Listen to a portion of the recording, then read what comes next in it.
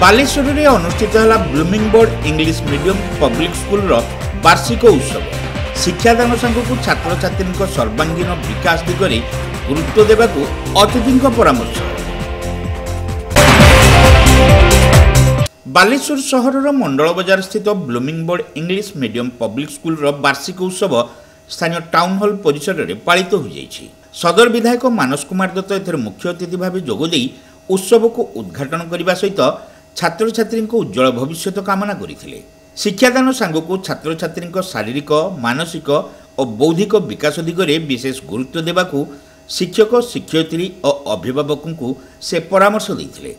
राज्य में जातीय शिक्षा नीति लागू पाई सरकार निष्पत्ति आगामी दिन में छात्र छात्री उज्जवल भविष्य गठन में सहायक होब बोली विधायक श्री दत्त आशा प्रकाश करते। आज दिन रे शिक्षा व्यवस्था जो प्रकार भाव उठा आम अभिभावक मैंने मझी मझे मनउणा कर दियंती कि पिला को जदि पाठ पढ़ा सहित खेल मन लगेगा, जदि पिला पाठ पढ़ा सहित पिला को ड्रामा कंपटीशन में मन लगेगा ताले पिलार पाठ खराब नहीं हो। यह जमा हुए मु अभिभावक मानन को निवेदन करूछु कि ए समाज रे पाठ जेते जरूरी साठ भी सेतिकी जरूरी। एक्स्ट्रा करिकुलम एक्टिविटी पाई आपण पिला को जेते प्रोत्साहित करि परिबे, जेते उत्साहित करि परिबे सेहिटाई आज दिन रे श्रेय मने होची। मु केवल अनुरोध करूछु बालेश्वर रे बहुत स्कूल अच्छी किंतु इंग्राजी मीडियम बा इंग्लिश मीडियम स्कूल रो जदि दीप किए जड़े थाए ताले जनक जदि काहा को आजिबो ताले ब्लूमिंग बोर्ड स्कूल को को आजिबो। दीर्घ 35 वर्ष शिक्षा क्षेत्र रे से लंबा समय तकर सेवा भी चली चलती। एबे भारत सरकार ओडिशा सरकार मिलित प्रयास है जातीय शिक्षा नीति अवलोकन हो। धीरे धीरे नेशनल एजुकेशन पॉलिसी आसुची। ये नेशनल एजुकेशन पॉलिसी को हमें आमर शिक्षा व्यवस्था रे आनिबा। मु जदि गोटिए शब्द रे नेशनल एजुकेशन पॉलिसी को गोटिए शब्द रे जदि व्याख्या करिबी ताहले ये एजुकेशन पॉलिसी कहूची कि पिलार बस्तानी रो ओजन तार पाठ पढ़ार ओजन टू बेसी हेबो नाही। एटा हला नेशनल एजुकेशन पॉलिसी। आम बापा मां माने आम जतो स्कूल पठौथिले आमो कांदो होता एते बही एते खाता एबे ये एजुकेशन पॉलिसी धीरे धीरे धीरे धीरे परिवर्तन होता जाउची। पिला माने विद्यालय को आसीबे बिना खाता कइले आसीबे जेमिति खेल मन लगुची सेमिति खेली खेली पाठ पढ़िबे एटा होची नेशनल एजुकेशन पॉलिसी। बालेश्वर पौराधुखिया सविता साहू और पौर परिषद काउंसिलर अनिंद्य कुमार पंडा एथिरे सम्मानित अतिथि भाव जोगदे व्यक्तित्व विकास पई शिक्षार गुरुत्वपूर्ण भूमिका संपर्क में आलोचना करथिले।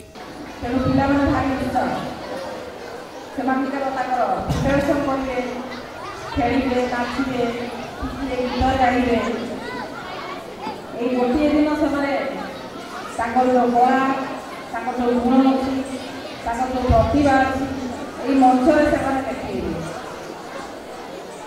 से मंच देखे फास्ट सेकेंड थर्ड किंतु समस्त तो भाग नि कि समस्ते भाग ना दरकार जहाँ भी जहाँ टैलेंट अच्छे शास्त्रीय नाच आम ओडिसी नाच अच्छी आउ तो विभिन्न प्रकार नाच सब जापर खेल हॉकी फुटबल विभिन्न प्रकार खेल जापर तेणु जहाँ लक्ष्य साधन कर जहाँ मनरे लक्ष्य कर जो हाँपाई चिंता करटा साधन करने चेष्टा कर सेटा हाँपाई आगे निश्चित चेष्टा कर। बापा माँ को भी अनुरोध जहाँ पिला स्वप्न देखुं किए नृत्यांगना हम किए तार पाठ पढ़ी इंजीनियर हम किए तार खेल कर क्रिकेटर हम कि जड़े फुटबल खेल खेल विभिन्न दिग अच्छे।